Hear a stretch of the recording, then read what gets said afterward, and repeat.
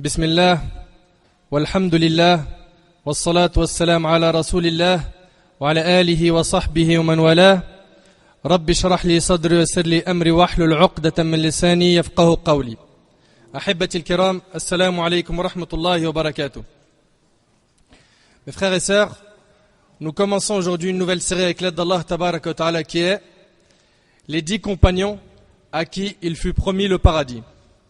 Les 10 compagnons à qui il fut promis le paradis, qui sont, je vous le rappelle, Abu Bakr as-Siddiq radiyallahu anhu, Omar ibn al-Khattab radiyallahu anhu, Uthman ibn Affan radiyallahu anhu, Ali ibn Abi Talib, Talha ibn Ubaydillah, Az-Zubayr ibn al-Awwam, Sa'd ibn Abi Waqqas, Sa'id ibn Zayd, Abu Ubayd ibn al-Jarrah et Abdurrahman ibn Auf radiyallahu anhum ajma'in. Et sans trop tarder, on commence cette série en espérant qu'elle sera bénie par Allah Azza wa Jal. Et je demande à Allah Tabaraka wa Ta'ala de me faciliter cette série et de m'accorder la sincérité et de l'accepter. Mes frères et sœurs, point de présent pour une communauté qui ignore son passé, et il n'y a pas d'avenir pour une communauté qui oublie ses faveurs et ses qualités. Je répète, point de présent pour une communauté qui ignore son passé, son histoire. Et il n'y a pas d'avenir pour une communauté qui a oublié ses faveurs et ses qualités. Mes frères et sœurs, nous n'avons pas choisi de traiter cette série pour vous raconter des histoires imaginaires, mais pour vous montrer qui étaient vos ancêtres, as-salaf, rahimahumullah. Les ennemis de l'islam ont tenté par tous les moyens d'apposer des obstacles entre la communauté et son passé glorieux, afin d'empêcher la communauté d'en tirer une lumière qui illuminera son chemin. De nos jours, toutes les communautés sont fiers de leurs ancêtres et de leurs histoires. Mais sachez que la communauté qui mérite le plus d'être fière de son passé est la communauté de Muhammad sallallahu alayhi wa sallam, et Allah Azza wa Jal en témoigne dans son livre. Allah Tabaraka wa Ta'ala a dit dans Surat Al-Imran, Surat 3, verset 110, Kuntum khayra ummatin ukhrijat linnas, ta'muruna bil ma'ruf wa tanhawna 'anil munkar wa tu'minuna billah. Vous êtes la meilleure communauté qu'on ait fait surgir pour les hommes. Vous êtes la meilleure communauté qu'on ait fait surgir pour les hommes. Vous ordonnez le convenable, interdisez le blâmable et croyez en Allah. Et sachez mes frères et sœurs que le fait d'être la meilleure communauté n'est pas une chose innée ou raciale. Non, ce n'est pas parce qu'on est issu de telle ou telle origine qu'on est les meilleurs, absolument pas. Mais le fait d'être la meilleure communauté s'acquiert par la croyance en Allah Azza wa Jal et en son messager sallallahu alayhi wa sallam, par la propagation et la transmission du message de l'islam. En effet, mes frères et sœurs, je le dis haut et fort, cette communauté a engendré et ne cessera d'engendrer des hommes et des femmes dotés de biographies devant lesquelles nous devons fièrement nous arrêter. Il incombe à chacun d'entre nous d'étudier leur biographie, bien qu'il soit impossible de les dénombrer. En effet, il est facile d'observer une étoile dans le ciel, bien qu'il soit impossible de toutes les compter. Mes frères et sœurs, sans trop tarder dans cette intro, sachez qu'aujourd'hui nous avons rendez-vous avec un compagnon extraordinaire.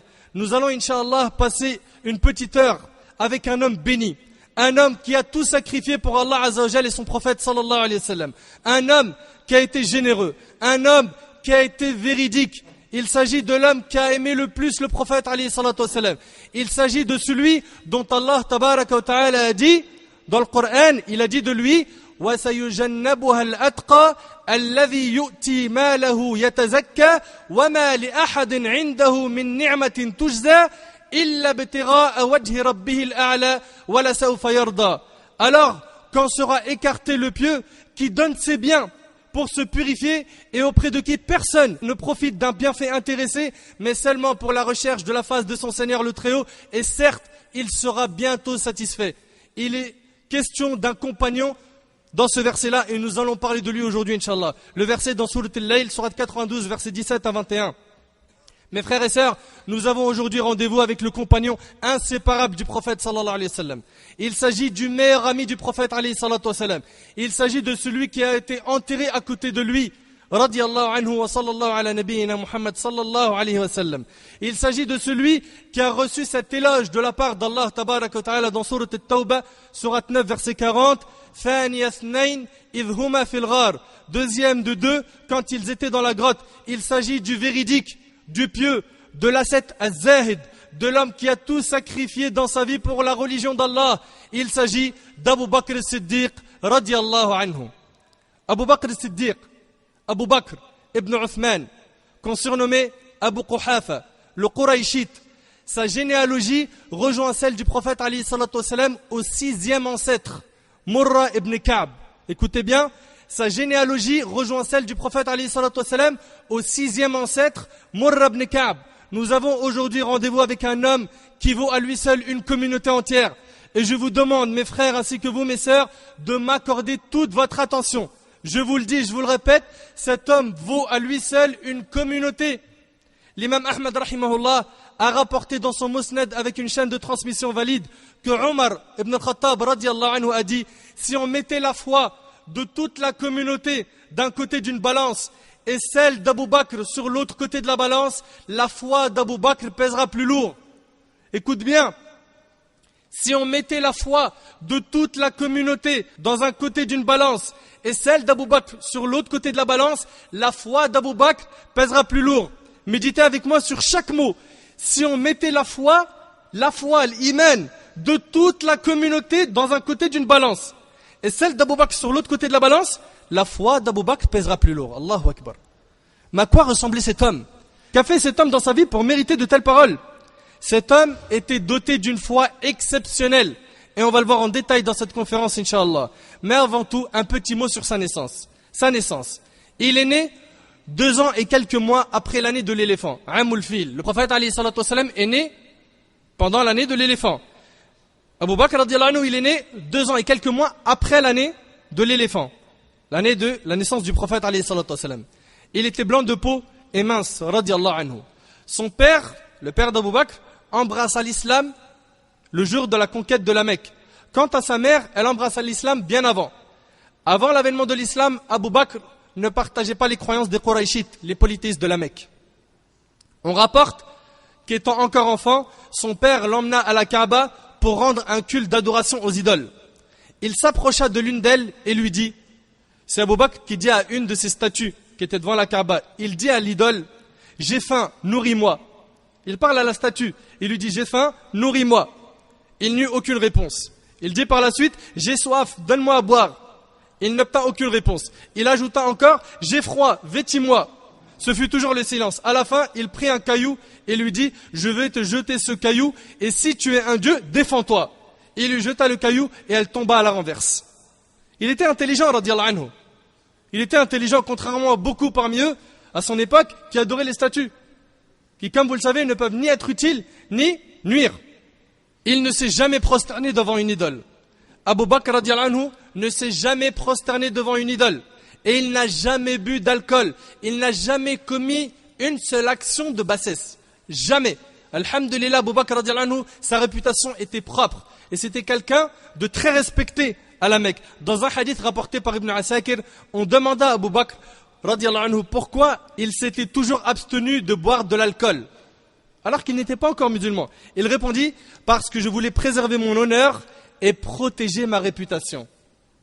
Parce que je voulais préserver mon honneur et protéger ma réputation. Car celui qui s'adonne à l'alcool ne fait attention ni à son honneur ni à sa dignité. Tu as vu les paroles de cet homme sage? Abu Bakr radiyallahu anhu recherchait la vérité avant l'islam. Mais comment est-ce qu'il a embrassé l'islam?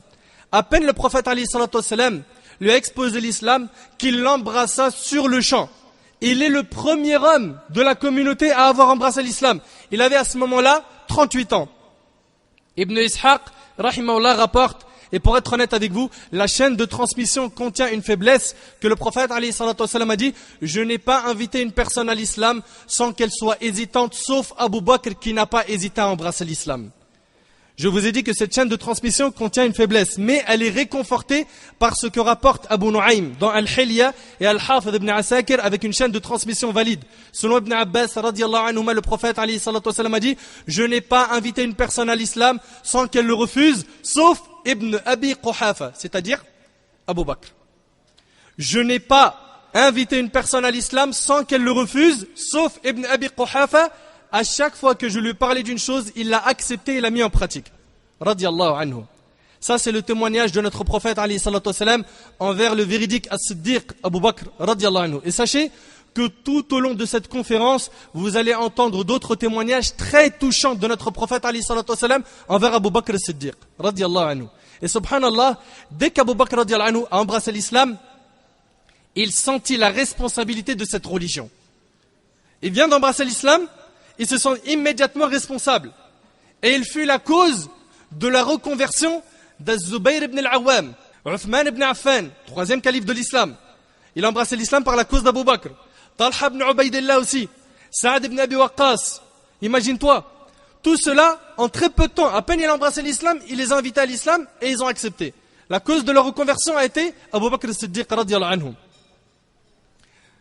Et aussi Abu Ubayd ibn al-Jarrah et Abdurrahman ibn Auf. Abu Bakr ibn Abi Quhafa radiyallahu anhu a été le premier compagnon à inviter les gens à l'islam.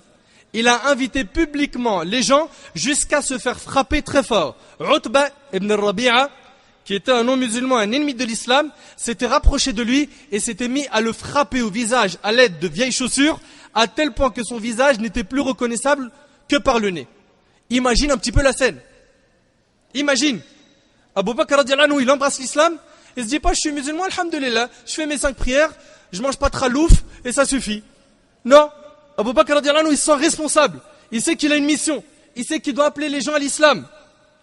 Alors, il est sorti inviter les gens à l'islam et il s'est fait frapper jusqu'à ce qu'on ne pouvait plus reconnaître son visage à part par son nez. Banu Taym, la tribu d'Abu Bakr, l'ont transporté et ils sont partis le déposer chez lui, en étant sûrs qu'il était mort. Ils étaient sûrs. Celui-ci parlait en fin de journée et dit à sa mère, Ummul Khair, qui n'était pas encore musulmane, dès qu'il s'est réveillé, il a dit, qu'est-ce qu'on a fait au prophète alayhi salatu wassalam? Mais je veux que tu essayes d'imaginer, mets-toi à sa place. Est-ce que tu aurais dit ça? Qu'est-ce qu'on a fait au prophète alayhi salatu wassalam? Lui, il ne se soucie pas de son état physique. Elle lui dit, mange et bois afin de te renforcer. Il lui reposa la question. Elle dit, je ne sais rien de lui. Et il lui dit, va voir Jamil et interroge-la. Elle sortit, elle a trouvé Jamil et lui dit, Abu Bakr t'interroge au sujet de Mohammed. Donc la mère d'Abu Bakr, elle n'était pas encore musulmane. Et Jamil, elle l'était. Abu Bakr dit à sa mère, va voir Jamil et demande-lui comment est-ce que le prophète alayhi salatu wassalam y va. Celle-ci dit, je ne connais ni Abu Bakr ni Mohammed. En fait, elle avait caché sa foi. Elle avait peur de dire aux gens qu'elle était musulmane, de peur qu'elle se fasse torturer. Donc elle a dit, je ne connais ni Abu Bakr ni Mohammed. Si tu veux que je t'accompagne chez ton fils, je le ferai. La mère dit, allons-y. Arrivé chez Abu Bakr demanda à Jamil, comment va le prophète sallallahu alayhi wa sallam? Elle lui répondit, ta mère est présente et elle écoute. C'est-à-dire qu'elle n'est pas musulmane, elle écoute. Elle a peur pour elle. Ta mère est présente et elle écoute. Il lui dit, ne t'en fais pas. Elle lui dit, il va bien. Sa mère lui dit, mange mon fils. Il lui dit, je ne mangerai ni ne boirai sans arriver jusqu'au messager d'Allah. Tant que j'ai pas vu le prophète alayhi salatu wassalam, je me prive de boissons et de nourriture. T'as vu l'amour qu'il avait pour le prophète alayhi salatu wassalam? Et c'est pas terminé, tu vas entendre des histoires impressionnantes d'Abu Bakr radiyallahu anhu. Ensuite, les deux femmes attendirent jusqu'à ce que tout fût calme, puis Abu Bakr radiyallahu anhu sortit en s'appuyant sur elle jusqu'à arriver chez le prophète alayhi salatu wassalam. Lorsqu'il entra chez le prophète alayhi salatu wassalam, il l'embrassa et pleura. Le prophète alayhi salatu wassalam lui demanda, comment vas-tu, ô Abu Bakr? Il lui dit, je vais bien au messager d'Allah. Puis Abu Bakr demanda au prophète alayhi salatu wassalam d'invoquer Allah pour sa mère, et c'est ce qu'il fit, sallallahu alayhi wa sallam, sur le champ, suite à quoi sa mère prononça la shahada et embrassa l'islam.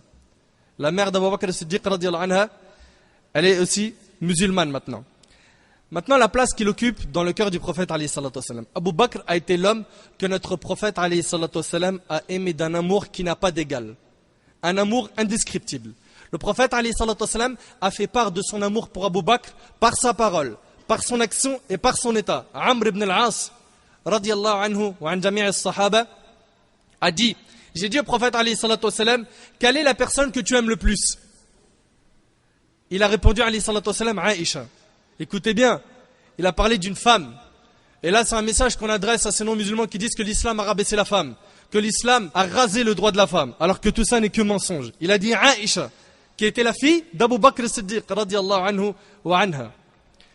Donc il a dit Aïcha, je lui dis, et parmi les hommes, il m'a répondu alayhi salatu wassalam, son père, c'est-à-dire Abu Bakr. Donc la personne parmi les hommes que le Nabi alayhi salatu wassalam, il aimait le plus, c'était qui? C'était Abu Bakr. Je lui ai demandé, puis qui d'autre?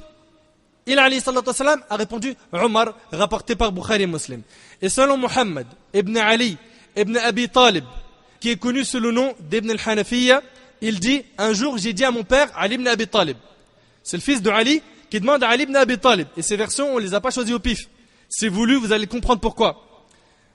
Cet enfant, il dit à son père, Ali ibn Abi Talib, ô père, qui sont les meilleures personnes après le messager d'Allah alayhi salatu wassalam? Il lui dit Abu Bakr. Qu'est-ce qui a dit cela? C'est Ali. C'est Ali radiallahu anhu. Pour les intelligents, ils savent très bien pourquoi on a choisi ces versions. C'est Ali qui a dit Abu Bakr. Son fils lui demanda qui d'autre? Il lui dit Omar.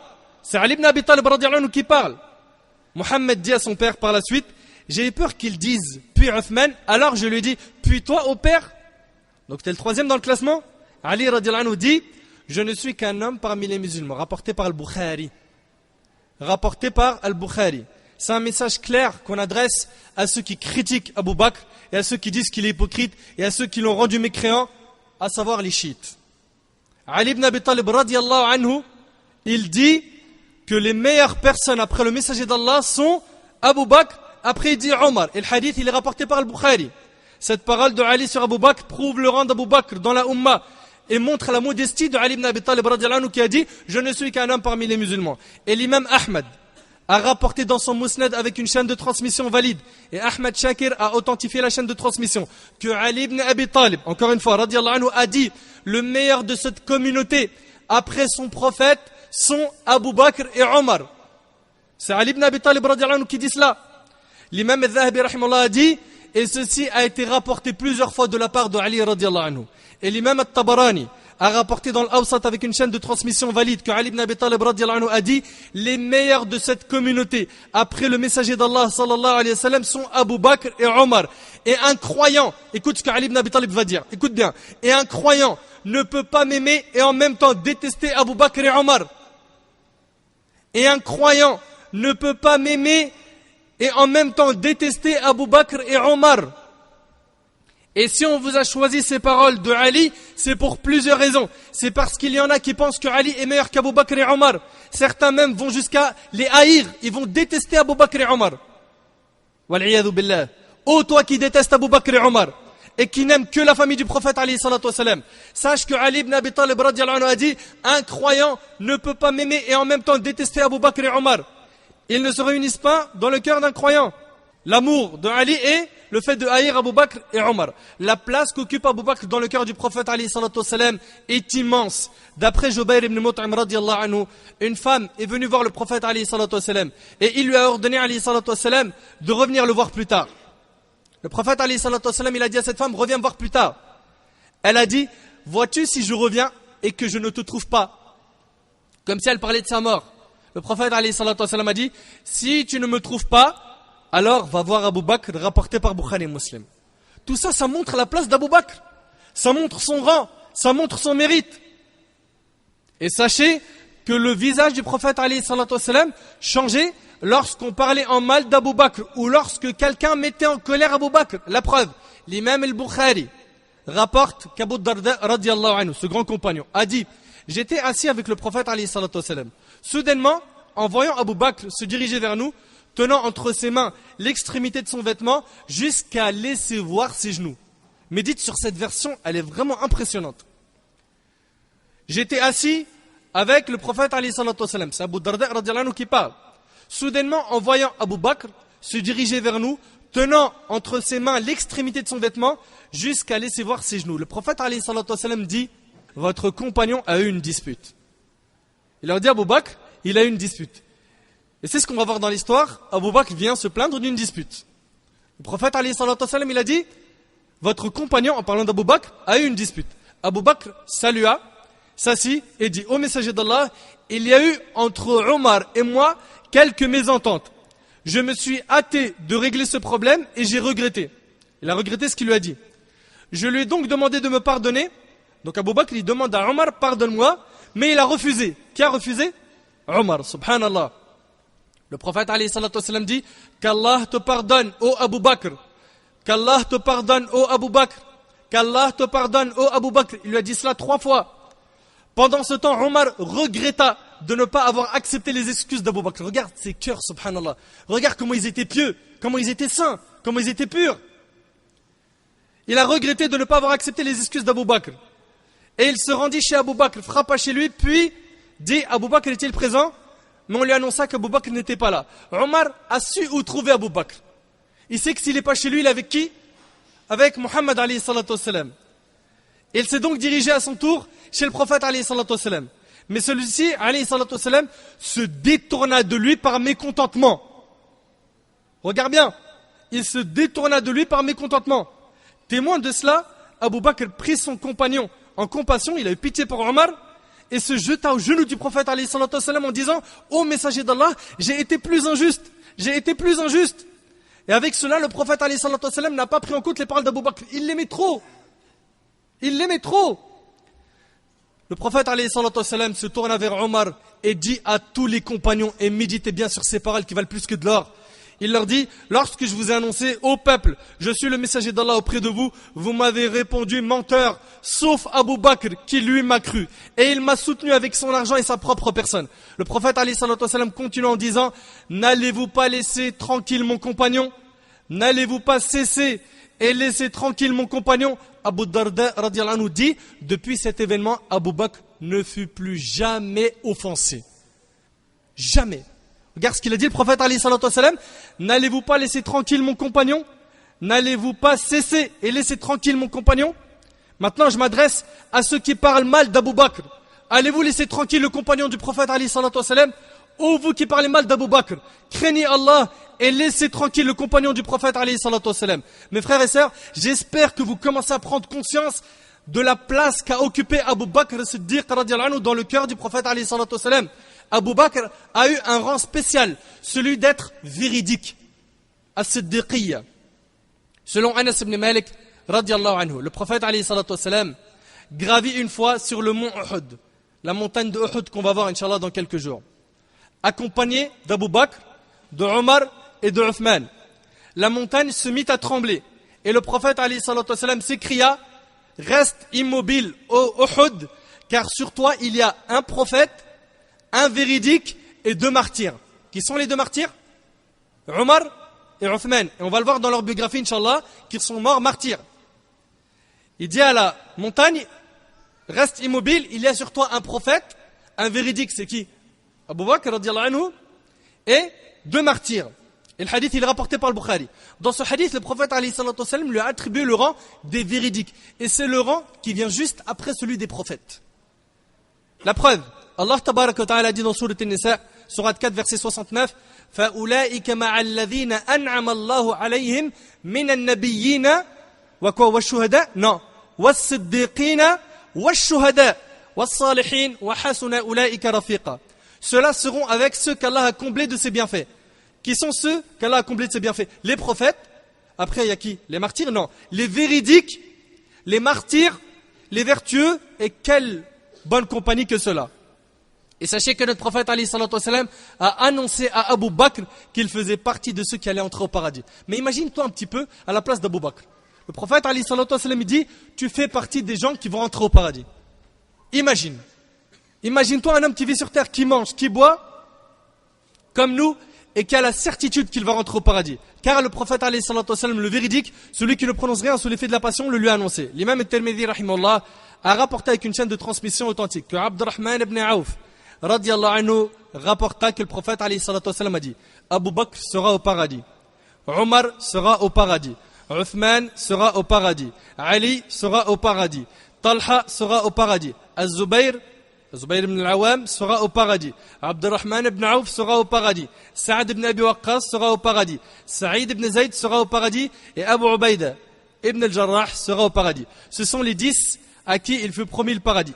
Et sachez qu'il y a d'autres compagnons apparus à qui il a été annoncé le paradis. Et si ceux qu'on a cités, on les appelle les 10 alors qu'il y en a d'autres, c'est parce que ces 10, ils ont été cités une fois en même temps. D'accord? Le prophète alayhi salatu wassalam, il a cité les 10 en même temps. C'est pour ça qu'on dit les 10 à qui il a été promis le paradis. Mais ils ne sont pas que 10, il y en a plus que cela. Abu Bakr sera au paradis et il sera même appelé par les 8 portes au paradis. Vous savez que le jour du jugement, il y a une porte dédiée pour ceux qui ont excellé dans le domaine de la prière. Et une porte pour les jeûneurs qui s'appelle Babur Rayyan. Et une porte pour les Mujahideen, ceux qui ont fait Al-Jihad fi Sabilillah. Une porte pour ceux qui ont donné l'aumône. Abu Bakr radiyallahu anhu, il sera appelé par les 8 portes. Les 8 portes du paradis, on lui dit rentre par ici. T'arrives à imaginer la preuve. Selon Abu Huraira radiyallahu anhu, le prophète alayhi salatu wassalam a dit celui qui fait aumône de 2 types de choses, exemple, il fait aumône de 2 euros, de 2 bêtes à sacrifier, de 2 vêtements. D'accord? Celui qui fait aumône de 2 types de choses. Au service d'Allah, s'entend appeler à partir des portes du paradis. Ô esclave d'Allah, voilà une bonne chose que tu viens de faire. Celui qui fait partie des pratiquants fervents de la prière est appelé à partir de la porte de la prière. Celui qui fait partie des volontaires fervents, écoute bien, à la guerre sainte, jihad, est appelé à partir de la porte de la guerre sainte. Celui qui fait partie des pratiquants fervents du jeûne est appelé à partir de la porte dite Ar-Rayyan. C'est la porte des jeûneurs. Et celui qui fait partie des dispensateurs fervents d'aumône est appelé à partir de la porte de l'aumône. Abu Bakr radiyallahu anhu dit, ô messager d'Allah, que mon père et ma mère te servent de rançon. Il suffit d'être appelé à partir de l'une de ces portes pour être sûr du succès, c'est-à-dire d'entrer au paradis. Il lui dit, est-il possible que quelqu'un soit appelé à partir de toutes ces portes à la fois? Il alayhi salatu wassalam dit, oui, et j'ai bon espoir que tu sois l'un d'entre eux. Rapporté par Bukhari et Muslim. Pourquoi? Parce que Abu Bakr il faisait beaucoup de prières, beaucoup d'aumônes, beaucoup d'œuvres qui sont louables. Voilà ce qu'a dit le prophète alayhi salatu wassalam sur ce grand compagnon Abu Bakr. Et sachez qu'Abu Bakr a mérité cette parole car il a été un exemple dans la foi, dans la mise en pratique. Il était le premier lorsqu'une porte de bien était ouverte. On se doit de prendre exemple sur Abu Bakr as-Siddiq radiyallahu anhu, cet homme qui avait une vraie foi. Et je vous rappelle que la foi n'est pas une simple parole qu'on prononce, mais la foi est une parole que l'on prononce par la langue, une affirmation par le cœur. De même, la foi doit se traduire par les actes des membres. Par quoi? Par l'action. Ibn al-Qayyim al-Jawziyya rahimahullah a dit, sache que certains actes ont plus de valeur que d'autres auprès d'Allah. Et ceci dépend de ce qu'il y a dans le cœur et non pas de la quantité d'actions ni de leur type. Écoute bien. Sache que certains actes ont plus de valeur que d'autres auprès d'Allah et ceci dépend de ce qu'il y a dans le cœur et non pas de la quantité d'actions ni de leur type. C'est avec cela qu'Abu Bakr radiyallahu anhu a été le premier des compagnons. Quant à sa foi et son comportement, vous allez être impressionné quand vous allez entendre que celui qui a témoigné que sa foi était complète fut notre prophète alayhi salatu wassalam. L'imam al-Bukhari et Muslim rapportent qu'Abu Huraira radiyallahu anhu a dit, le prophète alayhi salatu wassalam a dit, et ce jour-là Abu Bakr et Omar n'étaient pas présents. Il a dit alayhi salatu wassalam, alors qu'un berger faisait paître son troupeau, un loup lui prit une brebis. Un loup prit au berger une brebis et s'en alla. Le berger se mit à la poursuite de ce loup et put sauver la brebis. Le loup lui dit, donc il a parlé. Le loup lui dit, et qui donc la sauvera? S'écria le loup, le jour du lion. Ce jour où il n'y aura pas d'autre berger que moi. C'est ce qui se produira à la fin des temps, à l'époque de Isa alayhi salam. Les gens s'exclamèrent, Subhanallah, gloire à Allah. Un loup qui parle, le prophète alayhi salatu wassalam a dit, écoute bien, je crois en cela, Abu Bakr et Omar le croient également. Abu Bakr et Omar le croient également. Là ici, ils témoignent de leur foi. Et le prophète alayhi salatu wassalam a dit, pendant qu'un homme était en train de mener une vache, il monta sur elle et la frappa. Et la vache de lui dire, une vache a parlé, Naam, nous ne sommes pas créés pour cela. Nous n'avons été créés que pour le labourage. Et les présents de s'exclamer, gloire à Allah, une vache qui parle. Le prophète alayhi salatu wassalam dit alors, mais moi je crois à cela, de même pour Abu Bakr et Omar, ces deux derniers n'étaient pas présents, ajouta Abu Huraira. Et le hadith, on a dit qu'il est rapporté par le Bukhari. As-tu vu ce témoignage du prophète alayhi salatu wassalam envers Abu Bakr as-Siddiq radiyallahu anhu? Cela prouve que la foi d'Abu Bakr a atteint le plus haut niveau. Il croyait en tout ce que le prophète alayhi salatu wassalam lui disait. C'était à se dire, il est l'homme dont le slogan de sa vie était, si Muhammad alayhi salatu wassalam a dit cela, c'est qu'il a dit vrai. Cette phrase, il l'a répétée plein de fois. Si Muhammad alayhi salatu wassalam a dit cela, c'est qu'il a dit vrai. Abu Bakr radiyallahu anhu a dit cette parole le jour du voyage nocturne. C'était le slogan de sa vie, cette phrase. Si Muhammad alayhi salatu wassalam a dit cela, c'est vrai. Il n'a pas hésité une seconde à dire cette parole. Et il a aussi dit cette parole le jour d'Al-Hudaybiyah. Mais avant Al-Hudaybiyah, le jour de son émigration, d'où? De la Mecque pour Médine. Cette hijra fut un signe indiscutable de l'amour qu'avait Abu Bakr pour notre bien-aimé alayhi salatu wassalam. Il aimait tellement le prophète alayhi salatu wassalam que lorsqu'il émigra avec le prophète alayhi salatu wassalam, en chemin, donc ils sont partis à deux. Imagine-toi, ils sont partis à deux. Quand le prophète alayhi salatu wassalam, il lui a dit « Allah m'a autorisé d'émigrer », Abu Bakr lui a dit « Est-ce qu'on va émigrer ensemble ?» Il lui dit « Oui ». Suite à quoi Abu Bakr pleura de joie. Et il a ramené 2 montures qu'il avait préparées pour ce voyage et ils sont partis ensemble émigrer. D'accord? Mohammed alayhi salatu wassalam et Abu Bakr. Et en chemin, le prophète alayhi salatu wassalam, il est impressionné par le comportement d'Abu Bakr. Pourquoi? Parce qu'Abu Bakr, tantôt il se met devant lui, tantôt il se met derrière lui, tantôt il se met à sa droite, tantôt il se met à sa gauche. Et le prophète alayhi salatu wassalam de lui dire, mais pourquoi ce comportement au Abu Bakr? Il lui dit, j'ai peur que l'on t'attaque par derrière, par une flèche. Il lui dit, j'ai peur que tu te fasses attaquer. C'est pour ça qu'il se met devant un peu, derrière, à droite, à gauche. Il lui dit, si moi je meurs, c'est qu'un musulman qui meurt. Mais si toi tu meurs, c'est toute la communauté qui est perdue. Et le hadith est rapporté par le Bayhaqi, il est mursal, mais il a des shawahid qui viennent le renforcer et le faire atteindre le degré de Hassan. Abu Bakr a été celui qui a le plus sacrifié fi sabilillah. Il a dépensé tout ce qu'il possédait. Tout ce qu'il possédait, tout, son argent, tout. Il était prêt à sacrifier son âme pour la religion d'Allah tabaraka wa ta'ala. Il a éduqué ses enfants aussi à se sacrifier pour la religion d'Allah. Il est celui qui a tout mis au service de la religion d'Allah. Sa personne, sa famille, c'est bien. Mes frères et sœurs, si nos maisons ressemblaient à celles d'Abu Bakr, la victoire nous viendrait d'Allah. La victoire nous viendrait d'Allah. Travailler pour la religion d'Allah, ça a été la mission d'Abu Bakr. La mission numéro 1 d'Abu Bakr. Et ça a été la mission de sa femme et ses enfants aussi. Il travaillait pour la religion d'Allah. Asma, la fille d'Abu Bakr as-Siddiq radiyallahu anhu wa anha. Asma bint Abi Bakr. La nuit du départ du prophète alayhi salatu wassalam et d'Abu Bakr, Asma leur prépara un sac de provisions et de l'eau pour leur voyage. Et elle s'est exposée à un grand danger en allant remettre tout cela au prophète alayhi salatu wassalam et à son père, sachant que les polythéistes étaient en train de fouiller tout le désert à la recherche du prophète alayhi salatu wassalam et d'Abu Bakr. Asma, la fille d'Abu Bakr, elle leur préparait à manger, elle leur ramenait ça. Et elle prenait le risque. Pourquoi? Pour que la parole d'Allah soit la plus haute. Asma radiyallahu anhu était une femme prête à tout sacrifier pour Allah et son prophète alayhi salatu wassalam.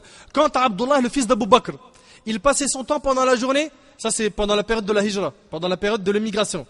Quant à Abdullah, le fils d'Abu Bakr, il passait son temps pendant la journée à écouter les informations des Mécois et la nuit, il en informait le prophète alayhi salatu wassalam afin qu'il puisse entreprendre les meilleures stratégies pour faire son émigration. Amr ibn Fuhayra, c'était l'affranchi d'Abu Bakr. Lui aussi, il était au service de l'islam. Il faisait paître son troupeau durant la journée dans les endroits où le prophète alayhi salatu wassalam, il avait marché pour brouiller les pistes, pour que les gens ne voient pas les traces des pieds du prophète alayhi salatu wassalam et d'Abu Bakr. T'as vu un petit peu, subhanallah? Ils étaient tous au service de l'islam. Et c'est comme ça qu'Abu Bakr radiyallahu anhu les a éduqués. Ainsi, le prophète alayhi salatu wassalam et son compagnon pouvaient, par la cause de Amr ibn Fuhayra, trouver du lait et en même temps brouiller les pistes, sachant qu'il leur ramenait du lait. Les traces laissées par Abdullah, le fils d'Abu Bakr, étaient effacées par les pas du troupeau. L'histoire, elle est dans Mishkat al-Masabih. Et dans Sahih al-Bukhari et Muslim. Et méditez bien sur cette histoire, elle est impressionnante. Selon Al-Bara ibn Azib radiyallahu anhu, Abu Bakr radiyallahu anhu dit, nous voyageâmes, moi et le prophète alayhi salatu wassalam, le jour de la hijra. Il faisait très chaud. Puis, j'aperçus un rocher sous lequel il y avait de l'ombre. Alors, ils s'y rendirent. Le prophète alayhi salatu wassalam et Abu Bakr. Puis, Abu Bakr dit au prophète alayhi salatu wassalam, allonge-toi au prophète. Subhanallah, ils ont parcouru la même distance, la même fatigue. Et Abu Bakr, il se dit pas, on va se reposer ensemble. Il dit au prophète alayhi salatu wassalam, repose-toi. Le plus important, c'est Nabi alayhi salatu wassalam, il se repose. Lui, c'est après que Nabi alayhi salatu wassalam, il soit bien reposé. Il pense que le prophète alayhi salatu wassalam, pour lui, le fait que le prophète alayhi salatu wassalam se repose, c'est comme si qu'il s'était reposé lui-même. Le prophète alayhi salatu wassalam s'allongea et Abu Bakr, au lieu d'aller se reposer, il partit inspecter les lieux de peur que quelqu'un cherche à faire du mal au prophète alayhi salatu wassalam. Abu Bakr a aperçu par la suite un berger et lui demanda un peu de lait. Un peu de lait pour Nabi alayhi salatu wassalam, pour en donner au prophète alayhi salatu wassalam. Abu Bakr avait un récipient avec lui, qu'il avait gardé pour le prophète alayhi salatu wassalam. Il a tout calculé pour Nabi alayhi salatu wassalam. Il le nettoya de peur que des insectes s'y soient introduits, mit le lait et ajouta sur ce lait un peu d'eau pour qu'il soit frais à boire. Car le lait était chaud. Et tout ça pour qui? Pour le prophète alayhi salatu wassalam. Est-ce que c'est fini? Non. ce qui arrive est encore plus impressionnant. Il retourne voir le prophète alayhi salatu wassalam qui venait de se réveiller. Il l'a bien laissé dormir sans le déranger. Il lui a donné à boire et médite bien sur cette parole. Abu Bakr radiyallahu anhu, il a dit, puis le prophète alayhi salatu wassalam a bu jusqu'à ce que je me suis apaisé. Allahu Akbar. Puis le prophète alayhi salatu wassalam a bu jusqu'à ce que je me suis apaisé. On dirait subhanallah que c'était 2 corps en un. 2 corps en un. Puis il dit, le moment de partir est-il venu au messager d'Allah? Il alayhi salatu wassalam répondit oui. Ainsi ils s'en allèrent en direction de la ville de Médine. Dans leur voyage pour Médine, le prophète alayhi salatu wassalam et Abu Bakr se cachèrent dans une grotte appelée la grotte de Thawr. Cette histoire elle a été jugée valide par Ibn Kathir, Ibn Hajar, l'imam Ahmad et un grand nombre de savants parmi nos anciens savants. Arrivés à la grotte de Thawr, les 2 compagnons, donc le prophète alayhi salatu wassalam et Abu Bakr, décidèrent de s'y reposer avant de reprendre leur chemin vers Médine. Abu Bakr demanda au prophète alayhi salatu wassalam, avant de rentrer dans cette grotte, d'attendre à l'extérieur, jusqu'à ce qu'il inspecte la grotte, pour vérifier s'il n'y a pas des scorpions ou des serpents. Il a peur pour le prophète alayhi salatu wassalam. Il a dit, reste à l'extérieur au messager d'Allah. Abu Bakr passa son doigt à l'intérieur de chacun des petits trous qu'il a trouvés, afin de s'assurer qu'il n'y avait pas de choses nuisibles. Il enleva ensuite son manteau, le déchira en morceaux et se mit à boucher tous les trous de la grotte avant d'inviter le prophète alayhi salatu wassalam à y entrer.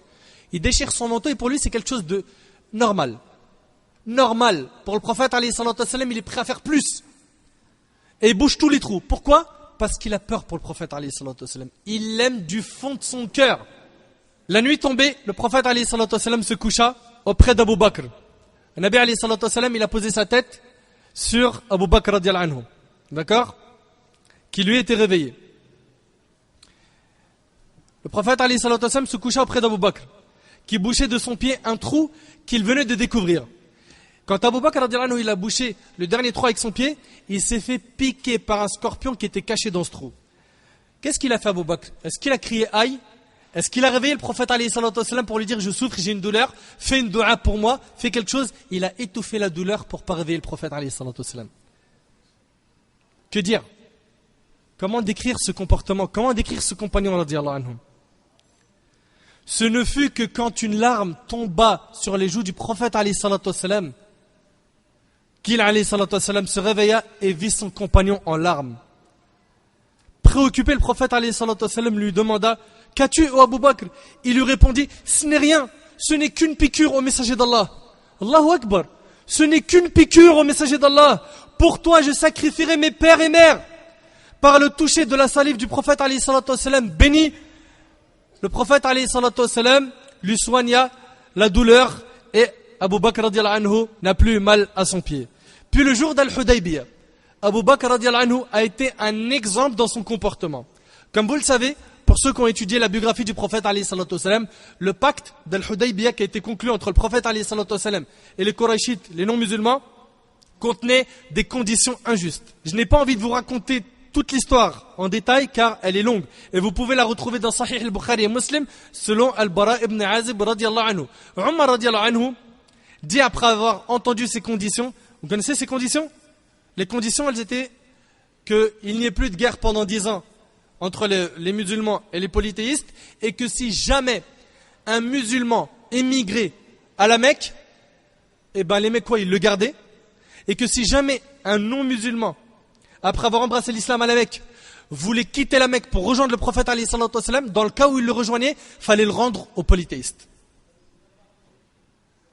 Umar radiyallahu anhu, il a trouvé ce pacte injuste. Subhanallah, quelqu'un qui embrasse l'islam et qui fait cette émigration, il traverse le désert, plus de 400 km, il arrive chez les musulmans, on doit le rendre. Le prophète alayhi salatu wassalam, il a accepté ce pacte. Il a accepté et on verra après, dans la sira, ça c'est si Allah subhanahu wa ta'ala nous permet de faire la sira ensemble, vous allez voir inchallah plus tard, que ce pacte il a été très bénéfique et que cette petite concession qu'a fait le prophète alayhi salatu wassalam a apporté un énorme bien. Donc Umar radiyallahu anhu, après avoir entendu ces conditions injustes du pacte d'Al-Hudaybiyah, il dit: ô messager d'Allah, n'es-tu pas le messager d'Allah en toute vérité? Il alayhi salatu wassalam lui répondit: oui. Umar reprit et dit: ne sommes-nous pas sur la voie de la vérité et eux sur le faux? Il alayhi salatu wassalam dit: oui. Umar dit: n'est-ce pas que nos tués sont au paradis et que leurs tués sont en enfer? Il alayhi salatu wassalam répondit oui. Omar dit alors, dans ce cas-là, pourquoi accepter qu'on nous rabaisse dans notre religion? Pourquoi accepter ce pacte? Pourquoi donc accepter qu'on nous rabaisse dans notre religion? Pourquoi repartons-nous avant qu'Allah ne tranche le différend qui nous oppose? Le prophète alayhi salatu wassalam lui dit alors, ô Omar, je suis le messager d'Allah et je ne lui désobéirai pas. Et il m'accordera la victoire et il ne m'abandonnera jamais. Tu as médité sur ces paroles, je vais te les répéter et tu vas comprendre pourquoi. Ô Omar, je suis le messager d'Allah et je ne lui désobéirai pas. Et il m'accordera la victoire et il ne m'abandonnera jamais. Omar dit, ne nous as-tu pas informé que nous allons nous rendre à la Kaaba et effectuer le tawaf autour d'elle? Il alayhi salatu wassalam dit, oui, mais ai-je dit que nous allions visiter la Kaaba cette année? Omar dit non. Le prophète alayhi salatu wassalam reprit en disant, sache que tu t'y rendras et tourneras autour. Omar dit, j'ai laissé le prophète alayhi salatu wassalam et je suis allé voir qui? Abu Bakr. Pour lui répéter les mêmes paroles. Remarquez qu'Abu Bakr n'était pas avec le prophète alayhi salatu wassalam. Il a dit, je laissais le prophète alayhi salatu wassalam pour aller voir Abu Bakr. Puis j'ai dit, oh Abu Bakr, n'est-il pas le prophète de Dieu? Abu Bakr répondit oui. Ne sommes-nous pas sur la voie de la vérité et eux sur le faux? Abu Bakr répondit oui. Omar lui dit, n'est-ce pas que nos tués sont au paradis et que leurs tués sont en enfer? Abu Bakr lui répondit oui. Omar dit alors, dans ce cas-là, pourquoi accepter qu'on nous rabaisse dans notre religion? Pourquoi repartons-nous avant qu'Allah ne tranche le différend qui nous oppose? Abu Bakr lui dit, et méditez bien sur ce qu'il va lui dire. Exactement les mêmes paroles que celles du prophète alayhi salatu wassalam. Il lui a dit, ô Omar, sache qu'il est le messager d'Allah et qu'il ne désobéit pas à son Seigneur, qu'Allah va lui accorder la victoire et qu'Allah ne l'abandonnera jamais. Allahu Akbar. Je vous ai dit, ces deux corps fusionnés en un. Abu Bakr et le prophète alayhi salatu wassalam, ils étaient très très liés. Les mêmes paroles, subhanallah. Omar dit, n'a-t-il pas dit que nous allions nous rendre à la Kaaba et tourner autour d'elle? Puis Abu Bakr lui dit, est-ce qu'il t'a dit que tu allais t'y rendre cette année? Ajib, wallah, impressionnant. Omar lui dit non. Abu Bakr lui dit, sache que tu t'y rendras et tourneras autour. Puis Abu Bakr dit, ô homme, suis les pas du messager d'Allah, car il est sur la vérité. Mes frères et sœurs, ça c'est Abu Bakr. Et c'est ça la différence qu'il y a entre Abu Bakr et Omar. Et attention, on se doit d'aimer Omar radiallahu anhu en ce qui concerne ma propre personne. Je vous parle de moi, j'aime Omar. Et je prends Allah Azza wa Jal pour témoin que j'aime Omar. Mais j'aime Abu Bakr radiallahu anhu plus que lui, sachant que Nabi alayhi salatu wassalam l'a aimé plus que lui. Comprenez donc qu'il y a une différence entre Abu Bakr et Omar. Abu Bakr est le numéro 1 des compagnons. D'ailleurs, Omar radiallahu anhu dit, et le hadith est rapporté par l'imam Al-Barawi avec une chaîne de transmission Hassan par ses shawahid, lorsqu'on évoqua devant lui Abu Bakr et que certains avaient préféré Omar à Abu Bakr, Omar dit, par Allah, une nuit de celle d'Abu Bakr, et il sous-entendait la nuit de la hijra d'Abu Bakr avec le prophète alayhi salatu wassalam. Par Allah, une nuit de celle d'Abu Bakr vaut mieux que Omar et la famille de Omar. C'est la parole de qui? De Omar ibn Khattab radiallahu anhu lui-même. D'ailleurs, le prophète alayhi salatu wassalam, lorsqu'il tomba malade et que Omar s'avança pour diriger la prière, le prophète alayhi salatu wassalam, en étant en colère, demanda à ce que personne ne s'avance à part qui? À part Abu Bakr pour diriger la prière des musulmans. Abu Bakr, dans la concurrence, dans le bien, était imbattable. J'ai envie de vous parler un petit peu des histoires de concurrence qu'il y a entre Abu Bakr et Omar. Lors de la bataille de Tabouk, quand le prophète alayhi salatu wassalam appela les musulmans à contribuer généreusement au financement de l'armée, Omar prit la moitié de ses biens, la moitié de sa fortune. Je veux que tu essayes d'imaginer un petit peu, Akhi. Essaye d'imaginer. Tu as de l'argent, tu as des biens, tu ramènes la moitié de tes biens, tu les donnes fisabilillah. La moitié de ta richesse, la moitié de ce que tu possèdes. Omar, il a fait une chose qui est très très très dure à faire. C'est pas facile. Il n'y a que les pieux, les véridiques, ceux qui vraiment sont ascètes, ceux qui recherchent l'au-delà. Il a pris la moitié de ses biens et il a dit au prophète alayhi salatu wassalam, voilà la moitié de mes biens. Le prophète alayhi salatu wassalam lui demanda, qu'as-tu laissé à ta famille? Omar lui dit, l'autre moitié de ma fortune. Puis Abu Bakr, quant à lui, arriva et dit au prophète alayhi salatu wassalam, voilà toute ma fortune. Le prophète alayhi salatu wassalam lui dit, et qu'as-tu laissé à ta famille? Il lui a dit, j'ai laissé à ma famille Allah et son messager. Allah et son messager, le meilleur héritage. Si tu veux laisser quelque chose à tes enfants, vise pas l'argent, vise pas la fortune, vise l'éducation. Vise la bonne croyance, vise l'éducation religieuse, vise que dans son cœur, le cœur de ton enfant, il y a Allah et son prophète alayhi salatu wassalam. Si tu as réussi à faire ça, c'est fini. C'est terminé. Parce que c'est qui Ar-Razzaq? C'est qui celui qui accorde la subsistance? C'est Allah. Si eux, ils ont une bonne relation avec Allah, c'est terminé. N'aie pas peur. Ne sois pas de ceux qui se soucient de construire des maisons et de dire, je laisse ça pour demain, pour le futur de mes enfants.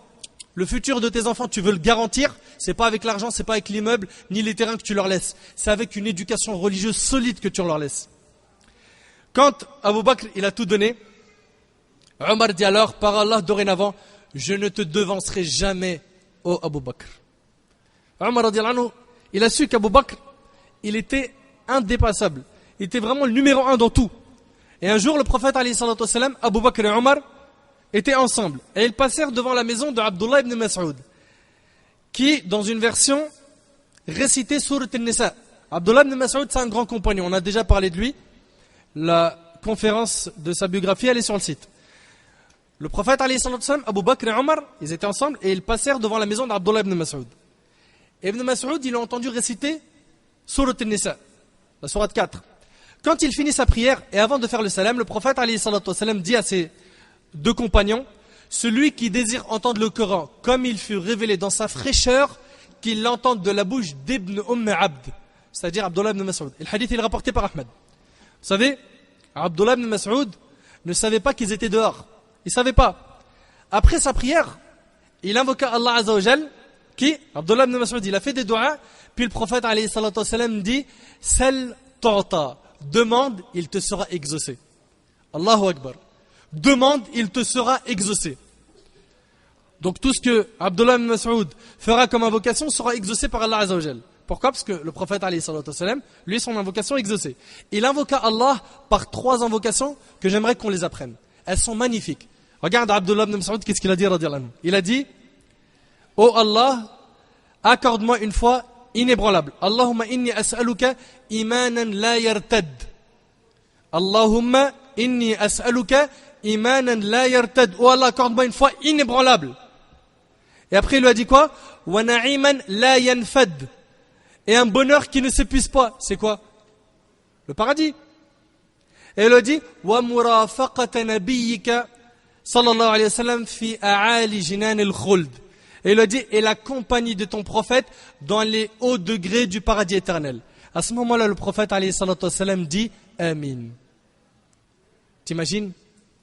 Omar s'est dit, aujourd'hui, après salat al-subh, j'irai voir Abdullah ibn Mas'ud et je vais lui annoncer la bonne nouvelle, comme quoi le prophète, alayhi salatu wassalam, a dit, Amin sur son invocation.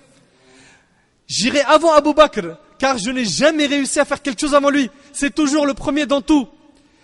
Après la prière de subh, avec le prophète, alayhi salatu wassalam, Omar prit un raccourci en courant vers Abdullah ibn Mas'ud. Arrivé là-bas, il vit Abu Bakr sortir de chez lui. Allahu Akbar. Je vous ai dit, Abu Bakr, c'est le numéro 1 des compagnons.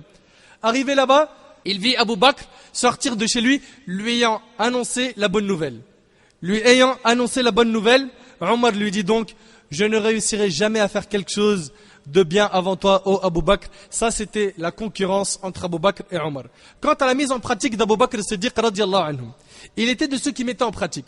Contrairement à beaucoup d'entre nous, moi en premier, sans fausse modestie, on en a appris beaucoup et on en apprend toujours, mais au niveau de la mise en pratique, des fois il y a un vrai fossé entre ce qu'on connaît et ce qu'on met en pratique. Il était de ceux qui mettaient en pratique. D'après Abu Huraira radiyallahu anhu, le prophète alayhi salatu wassalam a dit, lequel d'entre vous a débuté sa journée en jeûne? Qui d'entre vous jeûne aujourd'hui? Abu Bakr dit, moi. Ensuite, le prophète alayhi salatu wassalam dit, qui d'entre vous aujourd'hui a suivi un cortège funéraire jusqu'à l'enterrement? Abu Bakr radiyallahu anhu dit, moi. Puis le prophète alayhi salatu wassalam dit, qui d'entre vous a nourri un pauvre aujourd'hui? Abu Bakr dit, moi. Le prophète alayhi salatu wassalam dit, qui d'entre vous aujourd'hui a visité un malade? Abu Bakr dit, moi. Subhanallah, tous en une journée, il perdait pas son temps. Qu'est-ce qu'il a dit le prophète alayhi salatu wassalam? Celui qui accomplit tous ces actes entrera au paradis. Rapporté par Muslim. C'est des choses faciles. Sachez aussi qu'Abu Bakr radiyallahu anhu avait un cœur très sensible au Coran. Très sensible. Au point où quand il entrait en prière, on n'arrivait pas à entendre sa récitation. On ne savait pas il récitait quoi tellement il pleurait. On ne savait pas il récitait quelle sourate. Subhanallah, franchement, quand on entend ces paroles, entre nous, on devrait quand même se remettre en question. Pourquoi est-ce que nos cœurs ils sont devenus durs comme ça? Pourquoi est-ce qu'on n'arrive pas à pleurer comme eux ils pleurent? Abu Bakr radiyallahu anhu, avait un cœur très sensible. Selon Ibn Omar, radiyallahu anhuma, quand le prophète alayhi salatu wassalam fut au plus fort de son agonie, on lui demanda qui présiderait la prière à sa place. Et là, alayhi salatu wassalam dit, ordonnez à Abu Bakr de la présider. Aïcha, qui est la fille de qui? D'Abu Bakr. Et c'est la femme de qui? Du prophète alayhi salatu wassalam. Aïcha radiyallahu anha, elle a dit, Abu Bakr a le cœur trop sensible et quand il récite le Coran, il est vaincu par les larmes. C'est-à-dire, on n'entend rien, on n'entend que des pleurs. Il a alayhi salatu wassalam dit, ordonnez-lui de présider la prière. Dans une autre version, elle lui dit, s'il prend ta place dans les prières, ses larmes l'empêcheront de se faire entendre par les gens. Mais le prophète alayhi salatu wassalam de dire, c'est lui quand même qui doit diriger la prière. Le hadith, il est rapporté par Bukhari et Muslim. Abu Bakr était d'une piété indescriptible. Abu Bakr était de ceux qui mangeaient que le halal. Ça, c'est une chose, tu vas me dire, c'est facile. Mais non seulement il mangeait que le halal, et même l'argent douteux, il n'en a jamais connu. Parce que je sais qu'entre nous, pour ceux qui sont dans le commerce, l'argent licite, alhamdoulilah, on est tous dans le même bain. D'accord?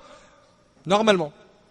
Mais pour ce qui est d'avoir gagné de l'argent qui est douteux, ça, on le sait tous que voilà, on n'a pas vraiment cette garantie de dire notre argent, il n'y a aucun doute dessus, même pas 1%. Toutes nos transactions, elles ne sont pas douteuses. Abu Bakr radiyallahu anhu, il y a une histoire, elle est vraiment impressionnante sur lui. Aïcha radiyallahu anha, elle dit, Abu Bakr Siddiq, donc son père, avait un esclave qui lui versait une part convenue de ses revenus. Abu Bakr mangeait de cette contribution. Donc son esclave, il lui versait une part d'une somme, et Abu Bakr il mangeait de cette contribution. Un jour, l'esclave lui apporta quelque chose dont Abu Bakr mangeait. Il lui a directement ramené de la nourriture. Et Abu Bakr ne lui a pas dit, d'où est-ce que tu as ramené l'argent pour acheter cette nourriture? Il ne lui a pas posé la question. Le jeune homme lui dit, sais-tu de quoi tu viens de manger? C'est-à-dire, est-ce que tu sais avec quel argent j'ai acheté cette nourriture? Abu Bakr dit non. Il lui dit, j'avais fait une prédication. Il était donc dans le domaine de la voyance avant l'islam. Et on lui a donné l'argent, et avec cet argent, il a acheté quoi? Cette nourriture. Et Abu Bakr, il avait mangé juste une poignée de nourriture, et il l'avait avalée. D'accord? Donc Abu Bakr, après avoir entendu cela, non seulement il s'est abstenu de continuer de manger, mais encore plus que cela, il a mis ses doigts dans sa bouche pour se faire vomir cette poignée pour qu'il n'y ait pas de nourriture ou de choses illicites dans son ventre. Impressionnant, wallah al-azim, impressionnant. T'as vu la piété d'Abu Bakr radiyallahu anhu? Le hadith il est rapporté par le Bukhari. Il était d'une piété impressionnante. Un jour, il a vu un oiseau sur un arbre et il a dit, comme j'aurais aimé être un oiseau afin qu'Allah ne me juge pas. Subhanallah. Wallah al-azim, c'est impressionnant, mais quand je vous dis impressionnant, comme j'aurais aimé être un oiseau pour qu'Allah ne me juge pas. C'est Abu Bakr qui dit ça. C'est Abu Bakr qui dit ça. Il a peur du jugement d'Allah. Et nous, on est en totale sécurité. Nous, pour beaucoup d'entre nous, on a garanti le visa du paradis, il est dans le passeport, mon frère. T'inquiète, moi, y a pas de problème. J'ai le cœur blanc, akhi. Moi, tu me connais pas, moi, je fais des aumônes, je suis quelqu'un de bien. Les gens, ils font presque rien et ils disent ils font tout. Et ceux qui ont tout fait, ils ont peur de la rencontre d'Allah. Ils avaient des cœurs sensibles et fragiles. Et ils craignaient Allah subhanahu wa ta'ala, contrairement à beaucoup d'entre nous, hélas. Qu'Allah azza wa jalla améliore notre situation. Abu Bakr, radiyallahu anhu, a été fidèle au prophète alayhi salatu wassalam. Et au moment de la mort du prophète alayhi salatu wassalam, il a été l'homme du moment. Il a été l'homme du moment, la montagne ferme parmi les compagnons. Mon frère ainsi que toi, ma sœur, je veux qu'on continue ce voyage dans la vie d'Abu Bakr. Et là, je vais avancer rapidement car il y a énormément de choses à dire sur la vie d'Abu Bakr. Et là, j'ai envie de parler de ce moment qui a été très dur pour les compagnons. Ce moment où notre prophète alayhi salatu wassalam était dans les derniers instants de sa vie. Il s'agit du dernier jour de la vie du prophète alayhi salatu wassalam. Wallahi al-azim, ce jour a été très dur pour les compagnons et pour toute la communauté. Médine devint totalement obscure après la mort du prophète alayhi salatu wassalam, alors qu'elle a été illuminée depuis l'arrivée du prophète sallallahu alayhi wa sallam. Et c'est ce que nous raconte Anas radiyallahu anhu dans le hadith. Ce jour-là, le jour de la mort du prophète alayhi salatu wassalam, a été tellement dur que certains compagnons sont devenus muets. Ils étaient tellement habitués à voir le prophète alayhi salatu wassalam qui leur dirigeait la prière, qui leur parlait, qui leur faisait des conseils, des exhortations, des recommandations, que lorsqu'ils ont su que Nabi alayhi salatu wassalam venait de quitter les habitants de la terre pour voyager dans l'autre monde, il y en a parmi eux qui sont devenus muets. Ils n'arrivaient plus à prononcer un mot. D'autres se sont assis et ils n'étaient plus capables de se lever. D'autres encore sont devenus aveugles et enfin d'autres ont nié sa mort. Omar, quant à lui, il a promis de tuer toute personne qui dit que le prophète alayhi salatu wassalam est mort. Pour lui, c'était inconcevable, c'était impossible. Omar a dit, le messager d'Allah n'est pas mort. Comme Moïse, il est allé vers son Seigneur, puis il va revenir. Puis il va revenir. Je trancherai la gorge à quiconque dira qu'il est mort. Écoutez bien, dans cette histoire, la différence qu'il y a entre Abu Bakr et Omar, radiyallahu anhuma. Pendant ce temps, Ali ibn Abi Talib était assis par terre, incapable de bouger. Uthman resta silencieux, incapable de parler. Et à ce moment-là, heureusement qu'Allah Azza wa Jal a raffermi la communauté avec une montagne qui s'appelait Abu Bakr, radiyallahu anhu, qui a su garder sa lucidité. Grâce à sa grande sagesse, il put arriver à calmer les esprits des compagnons, radiyallahu anhu. Quand le prophète, alayhi salatu wassalam, rendit le dernier soupir, il n'était pas là. Avec la permission de celui-ci, il était parti rendre visite à son épouse qui habitait en dehors de Médine. Lorsque la nouvelle lui parvint, il revint aussitôt à Médine, accablé par le chagrin. Il entra dans la chambre mortuaire, il salua le prophète alayhi salatu wassalam, découvrit son visage et l'embrassa sur le front alors qu'il était mort. Le hadith il est rapporté par Bukhari et Muslim. Puis il dit, quant à la mort qu'Allah t'a écrite, tu l'as goûtée. Plus de souffrance pour toi après ce jour, ô messager d'Allah. Je veux que vous essayez d'imaginer ces paroles qui sortent du cœur d'Abu Bakr as-Siddiq radiyallahu anhu, à son bien-aimé, à celui qu'il a aimé plus que tout sur terre. Il l'a salué alors qu'il était mort, il a découvert son visage, il l'a embrassé sur le front, il lui a dit, quant à la mort qu'Allah t'a écrite, tu l'as goûtée. Plus de souffrance pour toi après ce jour, au messager d'Allah. Puis Abu Bakr sortit et appela les gens, alors que Omar radiallahu anhu pendant ce temps-là était encore en train de crier et en train de dire que le prophète alayhi salatu wassalam n'était pas mort. Abu Bakr dit, assieds-toi ô Omar. Mais Omar refusa de s'asseoir. Les gens se sont séparés de Omar et vinrent vers Abu Bakr, et après qu'Allah Azza wa Jal l'a raffermi, il dit sa fameuse parole, ô gens, celui parmi vous qui a adoré Muhammad, qu'il sache que Muhammad est mort. Et celui qui a adoré Allah, qu'il sache qu'Allah est vivant et ne mourra jamais. Puis il récita le verset qui fait trembler les cœurs. Il a dit, وَمَا مُحَمَّدٌ إِلَّا رَسُولٌ قد خلت من قبله الرسل أفإن مات أو قتل انقلبتم على أعقابكم ومن ينقلب على عقبيه فلن يضر الله شيئا وسيجزي الله الشاكرين. Muhammad n'est qu'un messager, des messagers avant lui sont passés. S'il mourait donc ou s'il était tué, retournerez-vous sur vos talons? C'est-à-dire, est-ce que vous allez abandonner votre religion? C'est Allah qui parle ici aux musulmans. Est-ce que vous allez abandonner votre religion parce que le prophète alayhi salatu wassalam est mort? Quiconque retourne sur ses talons ne nuira en rien à Allah. Et Allah récompensera bientôt les reconnaissants. Le rapporteur de cette histoire dit que c'est lorsqu'Abu Bakr radiallahu anhu récita ces versets qu'ils comprirent que le prophète alayhi salatu wassalam était mort. C'est comme s'ils n'avaient jamais entendu ce verset avant cet instant-là. Omar dit, quant à moi, ce n'est que lorsque j'ai entendu ce verset que j'ai compris que le prophète alayhi salatu wassalam était mort. Suite à cela, je me suis alors assis et je ne pouvais plus me lever. Puis les compagnons se mirent à pleurer et ils ont compris que la catastrophe avait eu lieu, que le prophète alayhi salatu wassalam avait rendu l'âme. Ce jour-là, Abu Bakr radiallahu anhu a été raffermi par Allah Azza wa Jal. Et c'est comme si qu'Allah tabaraka wa ta'ala avait voulu que cet événement montre à la communauté que celui qui pouvait tenir les rênes de cette communauté n'était autre qu'Abu Bakr. Abu Bakr a été l'homme du moment et cela fut remarqué par tous les compagnons à l'unanimité. Mes frères et sœurs, Allah Azza wa Jal n'a pas envoyé le prophète alayhi salatu wassalam pour qu'il vive éternellement sur terre. Il alayhi salatu wassalam a été envoyé pour transmettre la religion d'Allah, puis un jour mourir. Comprenez que l'islam ne meurt pas par la mort de qui que ce soit. Pas même notre bien-aimé alayhi salatu wassalam. Les prophètes et ceux qui appellent à Allah meurent un jour. Et la religion d'Allah, quant à elle, elle reste. Ne soyez donc pas de ceux qui s'attachent aux hommes. Attachez-vous plutôt à la religion d'Allah, qu'elle ne mourra pas. Et ce jour-là, qui était dur, les Ansar se sont réunis dans la Saqifa des Banu Sa'id afin de choisir un calife. Là maintenant, il faut choisir un calife, un successeur. Qui va diriger les musulmans? Qui sera le gouverneur après Muhammad alayhi salatu wassalam? Qui? Les Ansar, les habitants de Médine, se sont réunis dans la Saqifa des Banu Sa'ida afin de choisir un calife. Puis Abu Bakr, Omar et Abu Ubayd ibn al-Jarrah se rendirent chez les Ansar dans la Saqifa des Banu Sa'ida. Puis Omar voulut prendre la parole. Omar radiallahu anhu, il a voulu prendre la parole. Il dit, et cela est rapporté par l'imam al-Bukhari, par Allah, je ne voulus cela que parce que j'avais préparé un beau discours et il pensait qu'Abu Bakr ne pouvait pas dire de meilleures paroles que lui. Abu Bakr demanda la permission à Omar de prendre la parole et il parla. Omar dit par Allah, Abu Bakr parla et fut le plus éloquent des gens.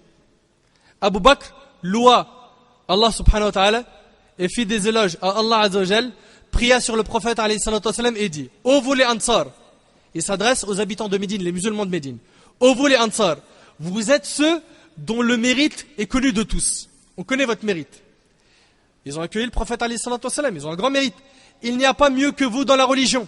Allah a fait triompher la religion et son messager par votre cause. Et Allah a choisi votre demeure comme lieu d'émigration pour son prophète. Regardez le comportement magnifique d'Abu Bakr. Puis il se retourna vers les muhajirines. Vous savez qu'il y avait les muhajirines et les ansar. Les muhajirines, c'est les musulmans qui ont émigré de la Mecque vers Médine. Et les ansar, c'était les musulmans de Médine.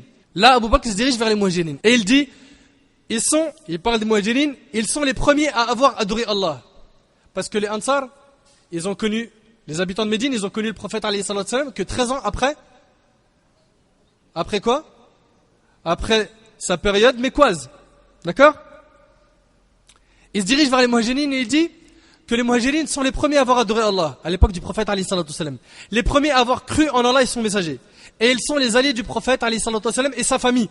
Et ils sont ceux qui méritent le plus de succéder au prophète alayhi salatu wa sallam après lui.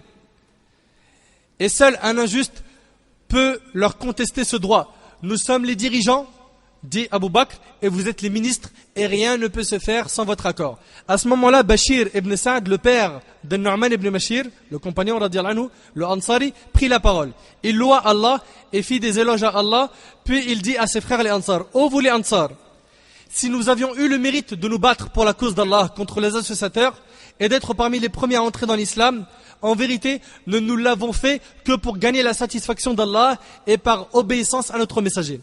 Nous avons œuvré pour notre devenir.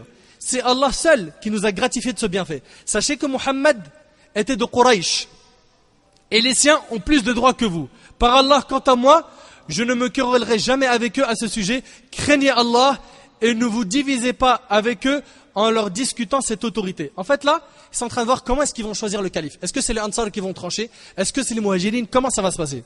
Abu Bakr profita de l'occasion et leva les mains. Regarde la modestie d'Abu Bakr. Il a levé la main de Omar et dit: voici Omar ibn al-Khattab, par qui Allah a fait triompher l'islam. Et avec l'autre main, il a levé la main d'Abu Ubaïd ibn al-Jarrah, on va voir sa biographie ensemble Inch'Allah, et dit: voici Abu Ubaïd, dont le prophète alayhi salatu wa sallam a dit de lui qu'il était l'homme digne de confiance de cette communauté. J'accepte pour vous l'un des deux hommes comme calife. Est-ce qu'il s'est désigné lui, Abu Bakr? Non. Il a levé la main de Omar et la main de qui? Abu Ubaïd ibn al-Jarrah. T'as vu l'éducation des compagnons? Est-ce qu'ils cherchaient des titres, des rangs, la notoriété? Mais qu'est-ce qu'ils ont fait, Omar et Abu Ubaïda? Ils ont baissé leurs mains et dire: non, par Allah, personne d'autre que toi n'a le droit de revendiquer cette succession. Tu étais le meilleur d'entre les muhajirines. Et tu es l'un des deux qui était dans la grotte en compagnie du prophète alayhi salatu wa sallam. Le prophète alayhi salatu wa sallam t'a désigné pour lui succéder dans la direction de la prière, pour diriger la prière. C'était lui qui était désigné. Et là ils ont dit, et la prière est le pilier de la religion. Ils lui dirent: comment est-ce possible que le prophète alayhi salatu wa sallam te choisisse pour notre religion et que nous ne te choisissons pas pour notre bas monde? T'as vu l'éducation des compagnons radiyallahu anhum, subhanallah. Puis Omar cria et dit des paroles impressionnantes. Il a dit: par Allah, il m'est préférable de me faire trancher la gorge pour une chose qui n'est pas illicite que de diriger un peuple dont Abu Bakr fait partie.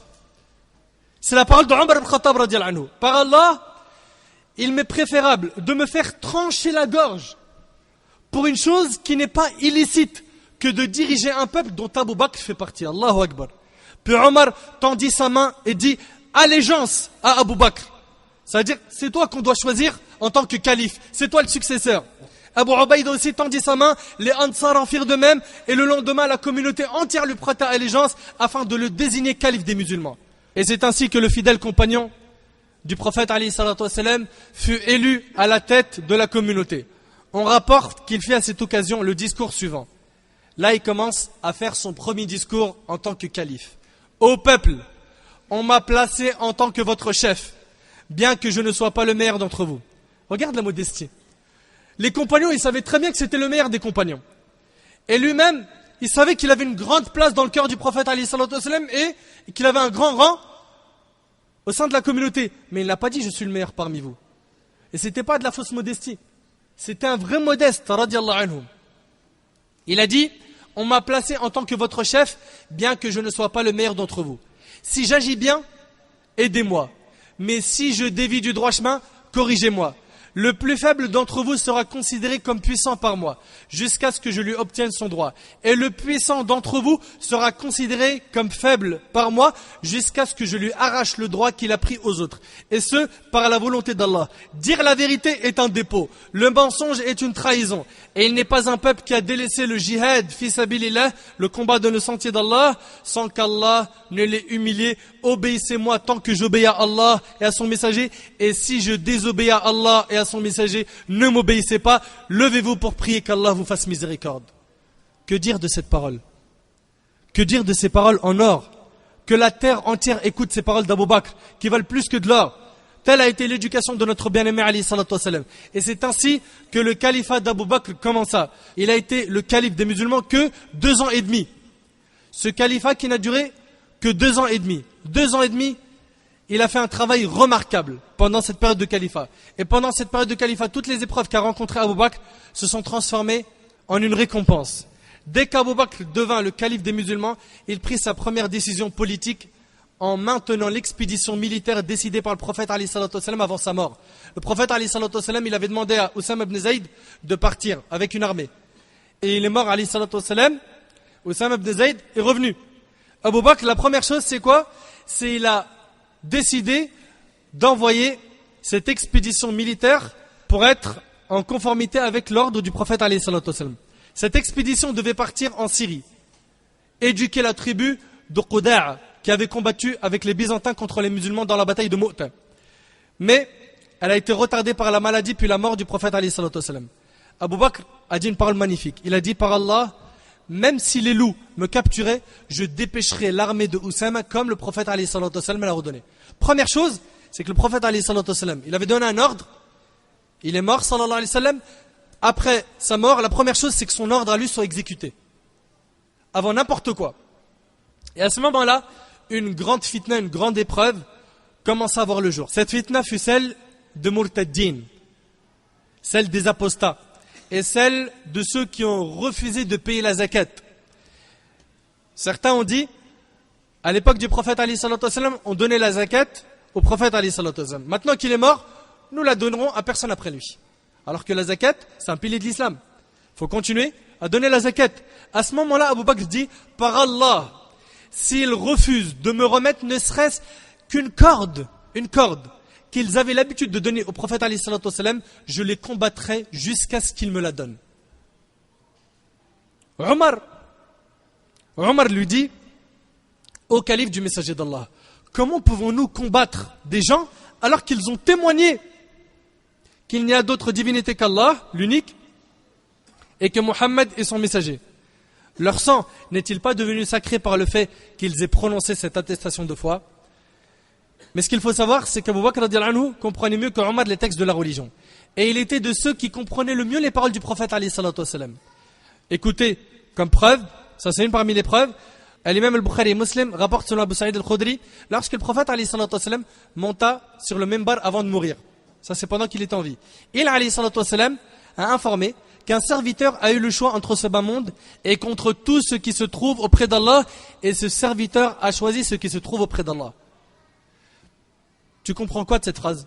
Le prophète alayhi salatu wassalam, il dit aux compagnons, un serviteur a eu le choix entre quoi? Entre ce bas monde et tout ce qui se trouve auprès d'Allah, et ce serviteur a choisi ce qui se trouve auprès d'Allah. Et en fait, il parlait de lui. On lui a donné le choix entre vivre un peu plus ou de mourir et de rencontrer Allah, et il a choisi de rencontrer Allah. C'est alors qu'Abu Bakr se mit à pleurer et dit, nous te donnerons nos pères et mères en rançon au messager d'Allah. Les gens s'étonnèrent des propos d'Abu Bakr et se demandèrent pourquoi est-ce qu'Abu Bakr a dit de telles paroles.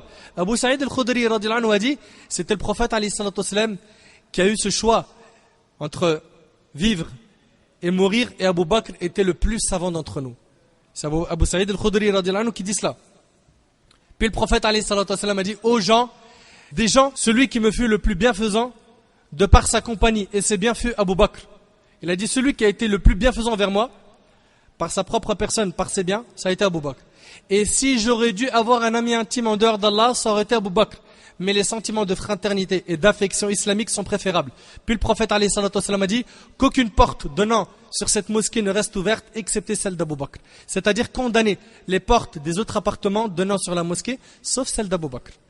La leçon de ce hadith est qu'Abu Bakr comprenait le mieux ce que le prophète alayhi salatu wassalam avait enseigné. Et c'est pour cela qu'il a voulu combattre ceux qui refusaient de donner la zakat. Et Abu Bakr dit à Omar, le prophète alayhi salatu wassalam, n'a-t-il pas dit, sauf ce que l'islam permet d'en prélever légalement, c'est à ce moment-là qu'Allah ouvrit le cœur de Omar et il eut la conviction que cette décision qu'a prise Abu Bakr était la plus conforme à l'islam. Ibn Mas'ud radiyallahu anhu, en décrivant cette dure épreuve que les musulmans ont vécue, il dit, nous avons été exposés à une épreuve après la mort du prophète alayhi salatu wassalam qui allait nous faire périr, mais heureusement qu'Allah nous avait accordé Abu Bakr. Ali ibn al-Madini, c'est un grand savant dans la science de l'jarh ou ta'dil, dans le hadith, a dit vrai lorsqu'il a dit Allah Azza wa Jal a honoré cette religion par deux hommes qui n'ont pas de troisième. Par Abu Bakr as-Siddiq radiyallahu anhu, le jour des apostats, et par l'imam Ahmad rahimahullah, le jour de l'épreuve, celle de la création du Coran. Et pendant cette période de troubles, sont apparus des imposteurs qui firent croire aux gens qu'ils étaient des prophètes. Il y a des gens, pendant la période d'Abu Bakr, qui ont dit nous on est des prophètes. Parmi eux, il y avait Musaylama Kadhab, Musaylama le menteur, et aussi Tulayha al-Azdi et Sajah, qui était une femme. Chacun d'eux prétendait être un prophète. Certains compagnons dirent à Abu Bakr, retarde le départ de Oussama. Pourquoi? Ils craignaient que les apostats en profitent pour attaquer l'état central de Médine. Abu Bakr se mit en colère et dit, je ne peux guère modifier une décision qu'avait prise le messager d'Allah. Et il ordonna que l'armée s'en aille. Et lui dire, si tu tiens vraiment à cela, choisis un autre compagnon qu'Oussama, car Oussama avait moins de 20 ans. Ils ont dit, t'as mis comme chef de l'armée Oussama ibn Zayd. Il a moins de 20 ans, mais au moins quelqu'un d'autre, quelqu'un de costaud, d'âgé.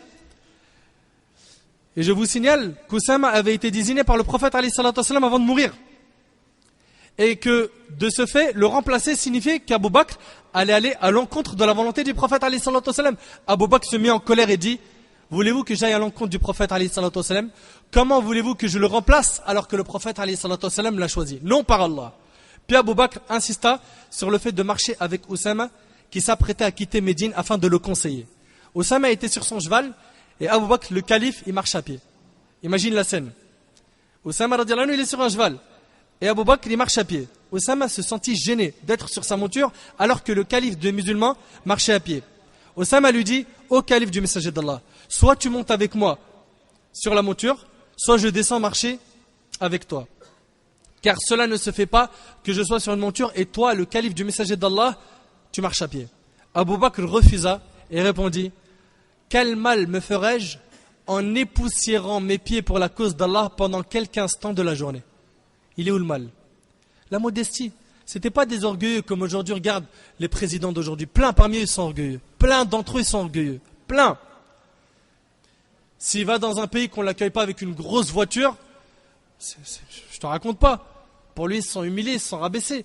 Les compagnons, ils n'ont pas eu cette éducation. Les gouverneurs d'à l'époque, les musulmans, les califes, ils n'étaient pas comme ça. Ils étaient modestes, humbles. Le calife lui-même l'escorta jusqu'à la sortie de Médine et donna aux soldats les directives suivantes qui font le signe d'un profond esprit chevaleresque et humanitaire. Qu'est-ce qu'il a dit Abu Bakr à l'armée? Il leur dit, ne vous comportez pas à la manière des traîtres. Là, ils vont aller combattre, là, ils vont aller faire le djihad. Il leur dit, ne vous comportez pas à la manière des traîtres. Ne vous adonnez pas aux mutilations à la manière de vos ennemis. Et ne tuez ni enfants, ni vieillards, ni femmes. Évitez d'abattre ou de brûler les palmiers et les arbres fruitiers. Évitez de tuer les animaux domestiques, sauf pour vous nourrir.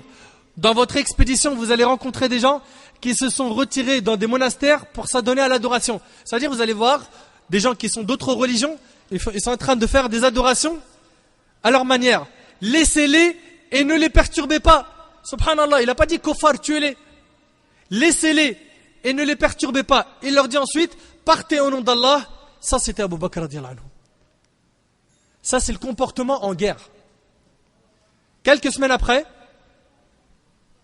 L'armée musulmane revint à Médine victorieuse. Victorieuse. Ils avaient gagné. Osama, radiallahu anhu, son chef, n'avait pas démérité. Il avait montré qu'il avait toutes les qualités d'un stratège. Le succès de son expédition était total. Et Abu Bakr radiallahu anhu put, en un peu de temps, très court, stopper la rébellion et redonner à la communauté son unité et sa stabilité. Il faut dire que c'est par la fermeté du calife que la cohésion de la communauté put être assurée et que la propagation de l'islam fut relancée. Ensuite, mes frères et sœurs, l'acte qui valut à Abu Bakr le plus de reconnaissance de la part de la communauté musulmane fut sans conteste l'assemblage du Coran en une seule copie autour de laquelle l'ensemble de la communauté a fait l'unanimité jusqu'à nos jours.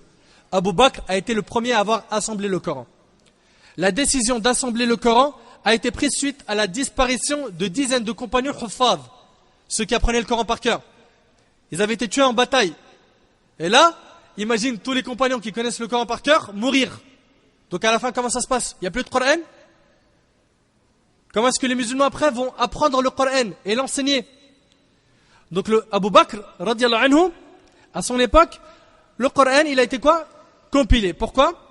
Parce que de dizaines de compagnons Huffaz, ceux qui connaissaient par cœur le Coran, tombèrent martyrs dans la bataille d'Al-Yamam contre l'imposteur Musaylama al-Kadhdhab, Musaylama le menteur. Certes, les versets étaient déjà transcrits sur des parchemins, des omoplates de chameaux, mais on craignait que le temps ne finisse par corrompre ce qui a été transcrit. Avec la disparition massive de ceux qui connaissaient le Coran, Abu Bakr décida d'agir à la demande de Omar. C'est Omar qui a eu l'idée. Il convoqua à cet effet le célèbre compagnon Zayd ibn Thabit, un parmi les scribes. Il faisait partie de ceux qui avaient écrit le Coran. Un parmi les scribes du prophète alayhi salatu wasalam. Il écrivait la révélation du vivant du prophète alayhi salatu wasalam. Donc Abu Bakr l'a convoqué et le chargea de faire ce colossal mais noble travail. C'est un grand travail, celui de compiler le Coran en une seule copie. Laissons Zayd nous raconter lui-même cette invitation du calife telle que nous le rapporte l'imam al-Bukhari. Zayd dit: quand je me suis présenté devant le calife, j'y ai trouvé Omar al-Khattab. Abu Bakr me dit: beaucoup de Huffaz ont été tués le jour d'Al-Yamam et je crains que cela ne se produise dans d'autres lieux où les musulmans combattent. Les Huffaz, qui sont nombreux parmi ces combattants, en disparaissant, emporteraient avec eux une partie du Coran qu'ils mémorisent. C'est pour cela que j'ai perçu la nécessité d'assembler le Saint-Coran et de le réécrire afin qu'il soit conservé. C'est Omar qui m'a suggéré cette proposition. J'ai demandé: comment ferais-je ce que le prophète alayhi salatu wasalam n'a pas fait? Il me dit: par Allah, je jure qu'il est préférable de procéder à son assemblage. Cela dit, il insista tellement pour me convaincre jusqu'à ce qu'Allah m'inspira la nécessité d'un tel travail. J'ai donc fini par accepter la proposition de Omar. Zayd continua. Abu Bakr me dit alors: tu es un homme jeune et plein de sagesse. De plus, nous avons confiance en toi, sachant que tu fais partie des scribes qui écrivaient la révélation sous la dictée du prophète alayhi salatu wasalam. Je pense donc que personne n'est mieux placé que toi pour mener à bien cette tâche. Zayd dit, écoute bien ce qu'il va dire Zayd: par Allah, la tâche qu'il m'avait chargé d'accomplir était plus difficile pour moi que s'il m'avait demandé de déplacer les montagnes. C'est une grande responsabilité. Elle est immense. Là, s'il se trompe, c'est pas une petite erreur. Immense. Il a dit: par Allah, la tâche qu'il m'avait chargé d'accomplir était plus difficile pour moi que s'il m'avait demandé de déplacer les montagnes. J'ai commencé alors à assembler les textes du Coran qui étaient transcrits sur divers matériaux. Je me suis adressé aux différents Huffaz, aux différents compagnons qui apprenaient le Coran, parmi les compagnons donc, afin de trouver les deux versets qui me manquaient de Surat al-Tawbah, après les avoir trouvés chez Khuzayma ibn Thabit. J'ai transmis la totalité des manuscrits au calife, qui les conserva jusqu'à sa mort. Ils furent ensuite conservés chez Hafsa, la fille de qui? De Omar radiallahu anhu anha, et qui a été l'épouse du prophète alayhi salatu wasalam par la suite. Ainsi, Abu Bakr fut la cause que le Coran put être assemblé, conservé intact jusqu'à la fin des temps. Abu Bakr désigne par la suite son successeur. Mes frères et sœurs, la vie d'Abu Bakr a été magnifique jusqu'au dernier moment de sa vie. Avant de mourir, il demanda à Uthman radiallahu anhu, qui est le troisième calife des musulmans, il lui demanda d'écrire. Uthman lui dit: que dois-je écrire? Il lui dit: écris Bismillah ar-Rahman ar-Rahim. Ceci est de la part d'Abu Bakr ibn Abi Quhafa, qui s'apprête à quitter ce bas monde pour rejoindre l'au-delà. J'ai désigné pour vous Omar ibn al-Khattab en tant que calife. Écoutez-le et obéissez-lui. Et par Allah, je ne l'ai désigné que parce que je pense du bien de lui et que je le connais bien. S'il est juste, cela confirmera ce que je pensais de lui et ce que je connaissais de lui. Et si ce n'est pas le cas, les injustes verront bien le sort qui les attend. Wassalam.